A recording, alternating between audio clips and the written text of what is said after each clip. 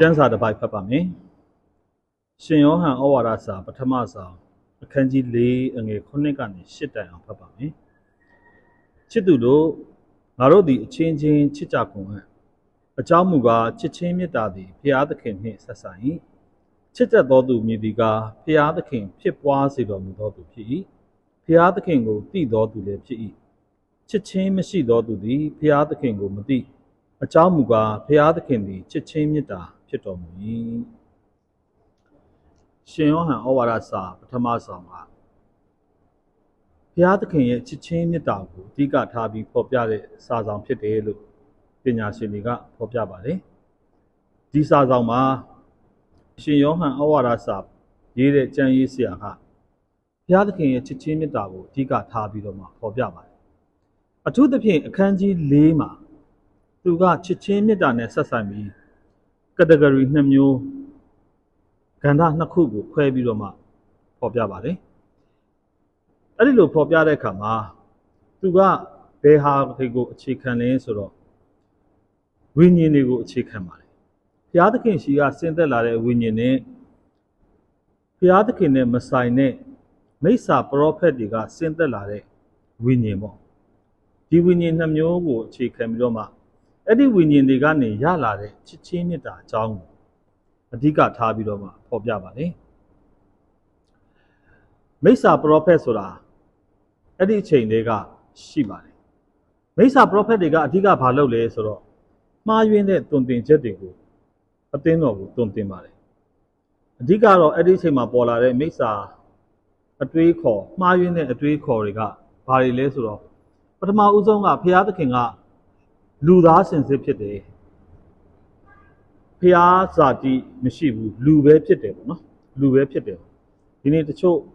အဲ့လိုအတွေးခေါ်ကိုခံယူကျင့်သုံးကြတဲ့အသင်းတော်တွေလည်းတော်တော်များများရှိပါတယ်ဒီနေ့ထက်ထိကျွန်တော်တို့တွေ့နေမြင်နေရတဲ့အသင်းတော်တွေထဲမှာတချို့အဲ့လိုခံယူချက်ရှိတဲ့အသင်းတော်တွေရှိတယ်သို့တော်လည်းပဲအသင်းတော်တွေအားလုံးစုပေါင်းပြီးတော့မှလုပ်တဲ့အသင်းတော်ကောင်ဆယ်တွေကဒါကိုမှားယွင်းတဲ့အယူအဆလို့သတ်မှတ်ထားပါတယ်နောက်အတွေးခေါ်တစ်ခုကတော့ဘာလဲဆိုသခင်ယေရှုကဖျားဇာတိတရားရာနှုံးရှိတယ်သူကလူစင်စစ်မဟုတ်ဘူးလို့ပေါ်ပြတဲ့အတွေးခေါ်တွေဖြစ်ပါတယ်အဲ့ဒီချိန်မှာအဓိကအတွေးခေါ်အသင်းတော်ကိုရိုက်ခတ်တဲ့အဓိကအတွေးခေါ်နှစ်ခုကအဲ့ဒီအတွေးခေါ်တွေဖြစ်ပါတယ်ပြီးတော့ယောမဘာသာတရားတွေကိုအခြေခံတဲ့ Greek အတွေးခေါ်တွေကိုအခြေခံတဲ့အတွေးခေါ်တွေလည်းအသင်းတော်တွေကိုစိတ်ပြီးတော့မှဝင်လာတဲ့အခါရှင်ယောဟန်ဩဝါဒစာကိုရေးတဲ့ကျမ်းရေးဆရာကအဲ့ဒါတွေကိုခွဲခြားပြီးတော့မှအသင်းတော်ကိုဂရုစိုက်ဖို့ကျွန်တော်တို့ကိုတွင်တင်ပါတယ်သူကဘာပြောလဲဆိုတော့ချစ်သူတို့ခတ်သိမ်းသောစိတ်ဝိညာဉ်တို့ကိုမယုံကြနဲ့လို့ဖော်ပြပါတယ်ဝိညာဉ်ဆိုတာအရှိတရားတစ်ခုဖြစ်တယ်ဒါတမန်ကျမ်းစာကမငြင်းပါဘူးကောင်းတဲ့ဝိညာဉ်တွေရှိတယ်လို့ဆိုးတဲ့ဝိညာဉ်တွေလည်းရှိတယ်အဲ့ဒီဝိညာဉ်တွေကတွင်တင်ပေးတဲ့မှားယွင်းတဲ့အတွေးခေါ်တွေလည်းကျွန်တော်တို့အသင်းတော်တွေထဲမှာတမိုင်းအစဉ်အဆက်ရိုက်ခတ်ပါတယ်အဲ့ဒီတော့မှားယွင်းတဲ့အတွေးခေါ်တွေနဲ့ဆက်ဆိုင်တဲ့မှားယွင်းတဲ့ဝိညာဉ်တွေပေါ့နော်မိစ္ဆာဝိညာဉ်တွေနဲ့ဘုရားသခင်နဲ့ဆက်ဆိုင်တဲ့ဝိညာဉ်တော်နဲ့ဘယ်လိုခွဲခြားမလဲပေါ့ဒါကိုအခန်းကြီး4မှာရှင်ယောဟန်ဩဝါဒစာဆောင်ကိုရေးတဲ့ကျမ်းရေးဆရာကခွဲခြားဖော်ပြပါတယ်သူပြောတာတစ်ချက်တည်းပဲအဓိကဘုရားသခင်နဲ့ဆက်ဆိုင်တဲ့ဝိညာဉ်ဆိုတာကချစ်ချင်းမေတ္တာတရားကိုအခြေခံတယ်ချစ်ချင်းမေတ္တာတရားကိုအခြေခံတယ်လောကီတရားကိုအခြေခံတာကတော့မှားယွင်းတဲ့အတွေးခေါ်ဖြစ်တယ်ဒါဆိုရင်ကျွန်တော်တို့လေ့လာဖို့ကဘုရားသခင်နဲ့ဆိုင်တဲ့ချစ်ချင်းမေတ္တာနဲ့လောကီကိုအခြေခံတဲ့ချစ်ချင်းမေတ္တာနဲ့ဘာကွာသလဲပေါ့လောကီကိုချစ်တဲ့ချစ်ချင်းမေတ္တာကတော့ဘာကိုအခြေခံလဲဆိုတော့ကျွန်တော်တို့ရဲ့ selfishness ကိုအခြေခံပါတယ်ကျွန်တော်တို့ရဲ့ကိုယ့်ကိုယ်ချစ်ခြင်းပေါ့တတ်မှတ်ခြင်းကိုအခြေခံတယ်တနည်းအားဖြင့်ပြောရရင်တော့လောဘဒေါသမောဟတရားတွေကိုအခြေခံတယ်အဲ့ဒီလောဘမောဟတရားဒေါသတွေကိုအခြေခံတဲ့ချစ်ချင်းမေတ္တာကအဓိကဘာကိုပုံဖော်တယ်လဲဆိုတော့ငါတို့ပဲမှန်တယ်ငါတို့ပဲဟုတ်တယ်ငါတို့လောက်တာပဲအမှန်တရားဖြစ်တယ်ငါတို့နဲ့သဘောထားကွဲလွဲတဲ့ဟာတွေအားလုံးကမှားယွင်းတယ်လို့တစ်ဖက်သက်ဆွဆွဲတဲ့အယူဝါဒတွေဖြစ်ပါတယ်အဲ့ဒီအယူဝါဒရှိတဲ့အတွေးခေါ်တိုင်းကအဲ့ဒီအယူဝါဒကိုစွဲကင်တဲ့စိတ်ဝိညာဉ်တိုင်းကဒါကမိစ္ဆာအယူဝါဒဖြစ်တယ်မိစ္ဆာပရောဖက်တွေဖြစ်တယ်မှားယွင်းတဲ့စိတ်ဝိညာဉ်တွေဖြစ်တယ်လို့ ရှင်ယောဟန်ဩဝါဒစာကိုရေးတဲ့ကျမ်းရေးဆရာကသူ့ရဲ့အသင်းသူအသင်းသားတွေကိုတွင်တင်ပါတယ်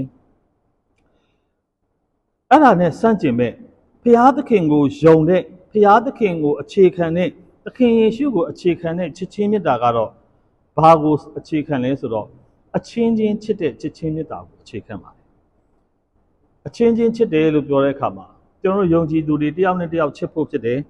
ကျွန်တော်တို့နဲ့ဆက်နွယ်ပတ်သက်နေတဲ့ကျွန်တော်တို့ရဲ့ပတ်ဝန်းကျင်ကိုချစ်ဖို့ဖြစ်တယ်ကျွန်တော်တို့ရဲ့လုပ်ငန်းခွင်ထဲမှာနေတဲ့သူကကြည်တွေ့ဆက်ဆံနေရတဲ့လူတွေနဲ့ကျွန်တော်တို့ချစ်ဖို့ဖြစ်ပါတယ်ဒါကဘုရားသခင်ပေးတဲ့ချစ်ချင်းမေတ္တာဖြစ်တယ်အဲ့ဒီချစ်ချင်းမေတ္တာကကျွန်တော်တို့ရဲ့အလိုဆန္ဒတွေကျွန်တော်တို့ရဲ့ခံယူချက်တွေကျွန်တော်တို့ရဲ့ဆွဲလန်းမှုတတ်မှတ်မှုတွေကိုအခြေမခံဘူး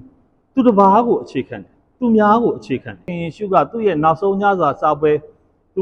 ူရှင်ယောဟန်ခရစ်ဝင်မှာတော့နောက်ဆုံးညစာစာပွဲဆိုတဲ့စကားလုံးကိုမသုံးဘူးပေါ့လေအဲ့ဒီနောက်ဆုံးတော့ညစာစာပွဲမှာတပည့်တော်တွေရဲ့ခြေကိုဆေးပြတဲ့သဘောကအဲ့ဒီသဘောပဲတကယ်လို့သာသခင်ယေရှုကသူ့ကိုယ်သူစင်တာလုပ်မယ်ဆိုရင်သူ့ကိုယ်သူ့ရဲ့အတ္တသူ့ရဲ့မာနကိုအခြေပြုမယ်ဆိုရင်တပည့်တော်ရဲ့ခြေကိုဆေးစရာအကြောင်းမရှိဘူးဘာလို့ဆိုတပည့်တော်တွေတယောက်မှသူ့ကိုမှန်ကန်ကန်နားလေတဲ့သူမှန်ကန်ကန်ချစ်တဲ့သူမှန်ကန်ကန်သူ့ရဲ့နောက်ကိုလိုက်တဲ့သူတယောက်မှမရှိဘူးသခင်ယေရှုသိတယ်သူနဲ့အနီးကပ်နေရတဲ့ပေတရုတို့ယာကုပ်တို့ယောဟန်တို့ပင်န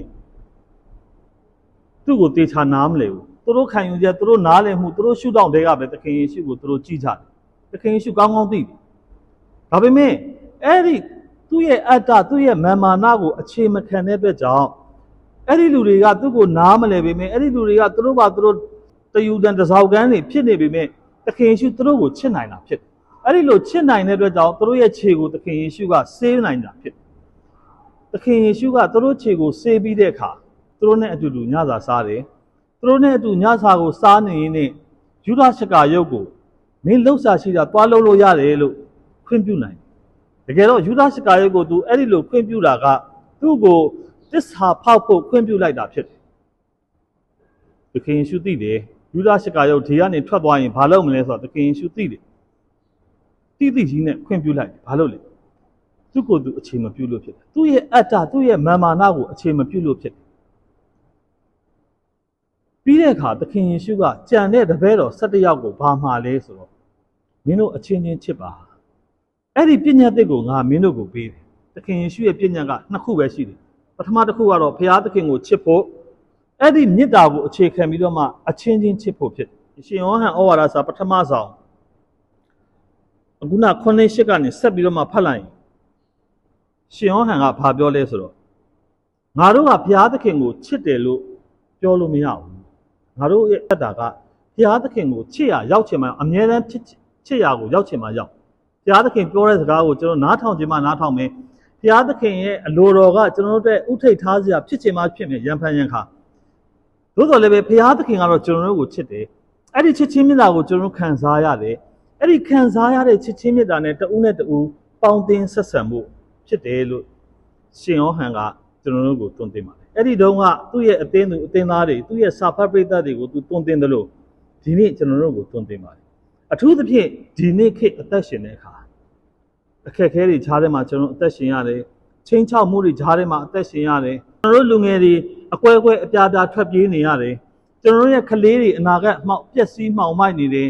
ကျွန်တော်တို့ရဲ့နေ့စဉ်သက်တာမှာလည်းအကြက်တဲတွေအမျိုးမျိုးနဲ့ကျွန်တော်ရင်ဆိုင်နေရတယ်ဈေးသွားရင်ကျွန်တော်ပါသွားတဲ့ပတ်စံနဲ့ဝယ်ဖို့ဈေးကမမှန်ဘူးဒီနေ့ဒီဈေးမို့လို့နောက်နေ့ဒီလောက်ပတ်စံယူသွားအဲ့ဒီပတ်စံနဲ့ဘာမှဝယ်လို့မရတော့ပြန်ကျွန်တော်မိတ်ဆွေတွေရှိတယ်စားစာဆိုင်လေးတွေဖွင့်ပြီးတော့မှရောင်းချတယ်သူတို့ပြောတဲ့စကားကဒီနေ့ရလာတဲ့အရင်ကောအမြတ်ကောမနေ့ပြင်ဈေးသွားတဲ့ခါသုံးလိုက်လို့ရှိရင်မနေ့ကရောင်းရတဲ့လောက်ပစ္စည်းမရတော့ဒါ2ရက်တစ်ခါ3ရက်တစ်ခါသူတို့ကြုံရတဲ့ပြဿနာဈေးတွေအခေါင်ခိုက်နေတယ်ညနေမှာရောင်းဖို့အားပြုထားပေမဲ့ညနေမှာလူမထွက်ဘူးရောင်းလို့မရဘူးမနက်ပိုင်းအားပြုပြီးတော့မှရောင်းဖို့ပြင်ဆင်ထားပေမဲ့မနက်ပိုင်းမှာလူတွေကမစားနိုင်တော့ဘူးနေ့လယ်မှာလူတွေကမစားနိုင်တော့ဘူးဘာလို့မှမသိဘူးကြက်တဲနေတယ်စီးပွားရေးကကျွန်တော်ကြက်တဲနေကြတယ်လုပ်ငန်းဆောင်တာတွေမှာလည်းအဲ့လိုပဲအလုပ်ပြုတ်သွားတယ်တချို့ကအလုပ်ကနေထွက်လာကြရတယ်အလုပ်သိရှာဖို့မတတ်နိုင်အလုပ်သိရှိပြန်တော့လေလုပ်ဖို့ကင်ဖို့ကအခွင့်အလမ်းကမသာဘူးလုံခြုံမှုမရှိဘူးကျွန်တော်တို့ကိုတာဝန်ယူမဲ့သူတွေမရှိဘူးကျွန်တော်တို့ကိုကွယ်ကာပေးမဲ့သူတွေမရှိဘူး အချက်သေးတွေရှိတယ်လှုပ်ရှားကန်စားရတာအခက်အခဲတွေအများကြီးပဲရှိတယ်တချို့နေရက်တွေကိုစွန့်ခွာပြီးတော့မှမြို့ကြီးပြကြီးတွေကိုထွက်လာရတယ်တချို့နေရက်တွေကိုစွန့်ခွာပြီးတော့မှတောထဲကိုထွက်ပြေးရတယ်အိမ်တွေမရှိတော့ဘူးမိသားစုတွေမရှိတော့ဘူး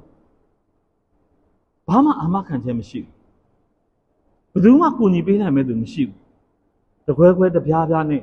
ကျွန်တော်တို့ဖြစ်တယ်လို့အသက်တာကိုရှောက်လန်းတက်ရှင်နေရတယ်အခုလိုအချိန်ကအချင်းချင်းတယောက်ကိုတယောက်ချစ်ချင်းမြတ်တာကိုပြရမယ့်အချိန်ဖြစ်တယောက်နဲ့တယောက်ဖေးမကူညီရမယ့်အချိန်ဖြစ်တယောက်နဲ့တယောက်မဆရမယ့်အချိန်ဖြစ်ခုချိန်မှာကျွန်တော်တို့အသင်းတော်ကြီးဒီထက်ပိုပြီးကောင်းအောင်တည်ဆောက်ဖို့အချိန်မဟုတ်ဘူးခုချိန်မှာကျွန်တော်တို့အသင်းတော်တွေပို့ပြီးတော့မှ program တွေနိုင်ငံဆိုင်တဲ့လူတွေအများကြီးနဲ့ဖျားရှိခိုးဖို့မျှော်လင့်ရမယ့်အချိန်တွေမဟုတ်ဘူးထွက်ပြေးနေကြရတဲ့ပြန့်နှံ့နေတဲ့ကျွန်တော်တို့ရဲ့အသင်းသူအသင်းသားတွေကျွန်တော်တို့ရှိကိုရောက်လာပြီးတော့မှကျွန်တော်ရှိမှခိုလုံဖို့ကြိုးစားနေတဲ့သူတွေအခက်အခဲတွေဒုက္ခတွေကြားထဲမှာမျော်လင့်ရာမဲ့နေတဲ့သူတွေကျွန်တော်တို့ပတ်ဝန်းကျင်မှာအများကြီးရှိတဲ့အခါကျွန်တော်တို့ကိုမေတ္တာပြဖို့ဖြစ်ကျွန်တော်တို့ကိုကျွန်တော်တို့တည်ဆောက်ရမယ့်အချိန်မဟုတ်ဘူးအခုလိုအချိန်မှာကိုတည်ဆောက်ဖို့ကိုမိသားစုကိုတည်ဆောက်ဖို့ကိုအသင်းတော်ကိုတည်ဆောက်ဖို့ပဲစိတ်ဝင်စားတယ်ဆိုရင်တော့ကျွန်တော်တို့ရဲ့ခံယူချက်ကျွန်တော်တို့ရဲ့ယုံကြည်ချက်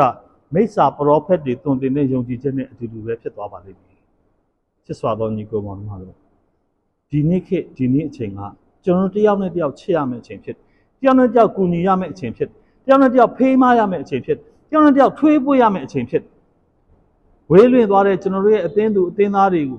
ကျွန်တော်တို့နှွေးထွေးမှုပေးရမယ့်အချိန်ဖြစ်ဝေးလွင့်သွားတဲ့ကျွန်တော်တို့ရဲ့အသင်းသူအသင်းသားတွေနဲ့အတူတူကျွန်တော်တို့ခံစားပေးရမယ့်အချိန်ဖြစ်အဲ့ဒါတွေလုပ်ဖို့အတွက်ကျွန်တော်တို့မှာဘာလို့လဲဆိုတော့ချစ်ချင်းမေတ္တာလို့ပါကျွန်တော်တို့ကိုမချစ်နိုင်ဘဲနဲ့ကျွန်တော်တို့မှာရှိတဲ့သမင်းကိုသူတို့ကိုခွဲဝေကျွေးဖို့မဖြစ်နိုင်ပါဘူးကျွန်တော်တို့ကိုမချစ်နိုင်ဘဲနဲ့ကျွန်တော်တို့မှာရှိတဲ့အဖို့အစားသူတို့ကိုခွဲဝေပေးဖို့မဖြစ်နိုင်ပါဘူး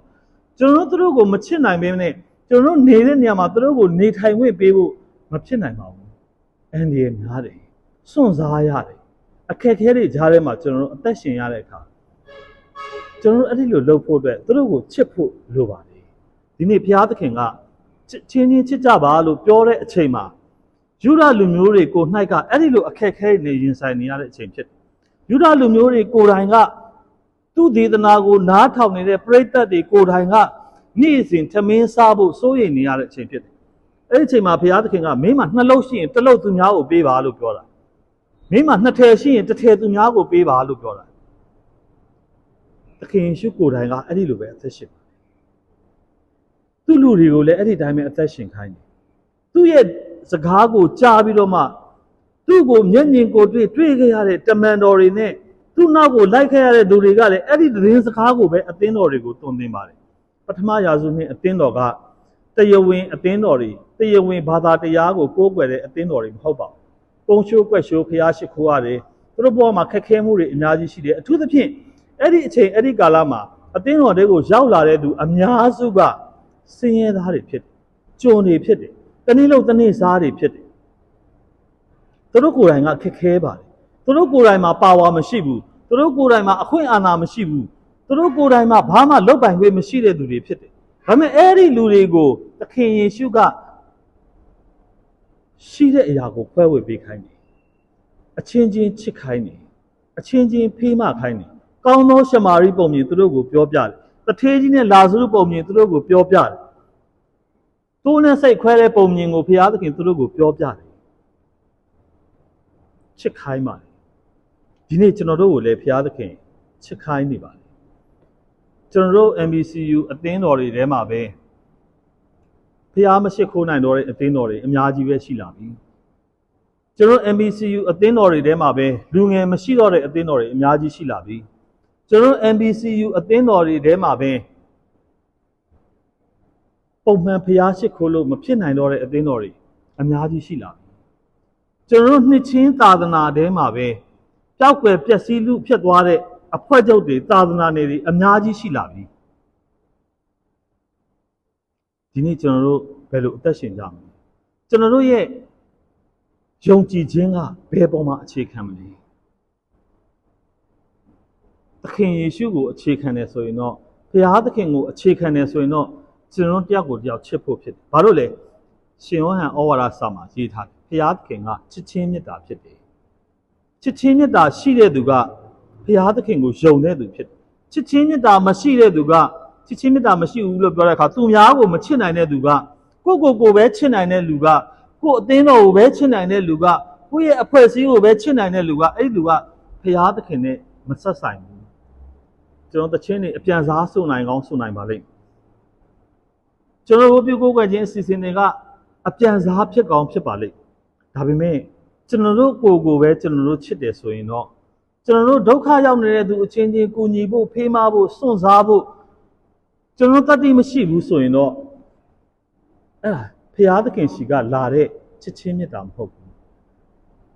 ဘုရားသခင်ရှိကလာတဲ့ချစ်ချင်းမေတ္တာကတော့တယောက်ကိုတယောက်ချစ်တယ်တယောက်ကိုတယောက်ကူညီတယ်တယောက်ကိုတယောက်ဖေးမတယ်ဟုတ်တယ်အဲ့ဒီလိုလုပ်လို့အခက်ခဲရှိတယ်အဲ့ဒီလိုလုပ်ဖို့ပြဿနာရှိတယ်အဲ့ဒီလိုလုပ်ဖို့စွန့်စားရတာတွေရှိတယ်ဒါပေမဲ့ကျွန်တော်တို့လုပ်မယ်ဘာလို့လဲချစ်လို့ဖြစ်တယ်အဲ့ဒီချစ်ချင်းမေတ္တာကဘယ်ရရလဲဘုရားသခင်ရှိကရကျွန်တော်တို့အခက်ခဲတွေကြားထဲမှာပြဿနာတွေကြားထဲမှာစိန်ခေါ်မှုတွေကြားထဲမှာအကြက်တဲတွေကြားထဲမှာကျွန်တော်နေ့တိုင်းအသက်ရှင်ရတယ်ဘာကြောင့်လဲဘုရားသခင်ရဲ့ကျေးဇူးတော်ကြောင့်လို့ဝန်ခံရင်ဘုရားသခင်ရဲ့ချစ်ချင်းမေတ္တာကြောင့်လို့ဝန်ခံရင်ကျွန်တော်တို့အဲ့ဒီချစ်ချင်းမေတ္တာကိုအဲ့ဒီမေတ္တာတရားကိုကျွန်တော်တို့နဲ့ဆက်ဆိုင်တဲ့သူတွေကိုကျွန်တော်တို့ဝေမျှဖို့ဖြစ်ပါလိမ့်မယ်ဒီချိန်ကတယောက်ကိုတယောက်ချစ်ရမယ့်အချိန်ဖြစ်တယ်ဒီချိန်ကတယောက်ကိုတယောက်ဖေးမရမယ်ကူညီရမယ့်အချိန်ဖြစ်တယ်ဒီချိန်ကကျွန်တော်တယောက်နဲ့တယောက်လက်တွဲထားရမယ့်အချိန်ဖြစ်ပါလေအားလုံးကိုကျေးဇူးတင်ပါတယ်